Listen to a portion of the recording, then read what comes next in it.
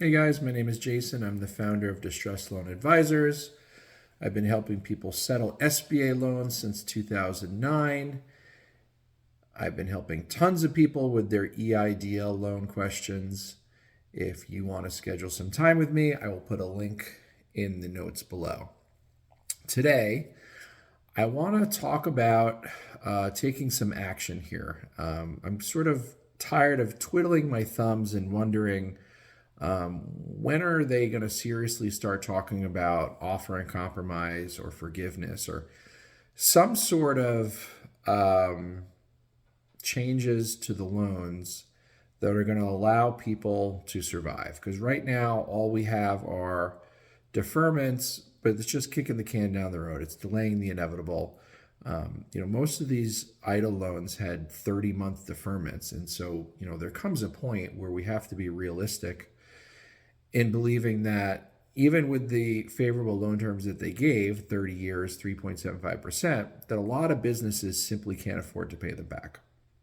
So here's what I'm proposing. I think, there's 4 million borrowers out there, and a good number of them in default, can't pay, already closed.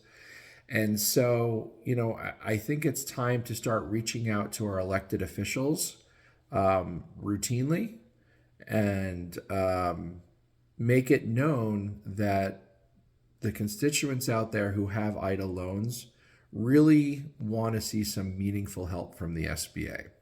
So here's what I'm proposing. I'm on Twitter. The handle is at EIDL Advice.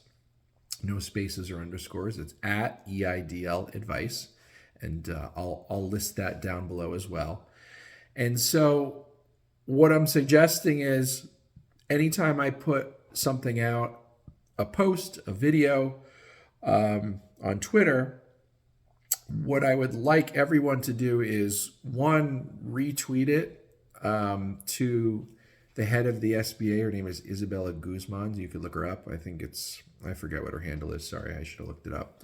But in addition to her, I would like you also to tag your elected representatives, so your senators, your congressmen in your state. And, we're going to just start badgering them with questions. Why is the SBA not considering offering compromise on these? Why is the SBA not offering more help to borrowers who need it? And I just want to continue to beat that drum. And the hope would be that someone notices, brings it to the House floor, and really starts some sort of action here. So all the people who are stuck in limbo, or the people that are kicking the can down the road, have some sort of viable alternative above and beyond make a payment for 6 months at 10%. Meanwhile, the interest continues to accrue, which means even at the end of 30 years, you're still going to have a balloon payment. So I think they need to come to their senses and realize that many businesses are not going to be able to pay these loans back. And so their option here is hold out for 100%, which is what they've been doing. But the problem is if they hold out for 100%, they're going to end up getting zero. And there's been a lot of that too. A lot of stuff has been charged off, go into the Treasury. And once it goes to the Treasury, there's no settlements. There's no reasonable payment plans.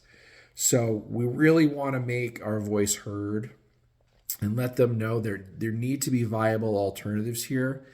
And I want to be clear, I'm not asking for a giveaway. I'm not saying forgive it all like PPP. I know some people want that. I don't think it's realistic. But what I do think is realistic is if a business can demonstrate that it can only handle a certain amount of debt, the SBA should be willing to write down that debt. And if a business is closed and there's a personal guarantee, the SBA should be willing to consider reasonable settlements. And when I say reasonable, I'm not talking about 70 or 80% of the loan balance, because that's just a waste of everyone's time.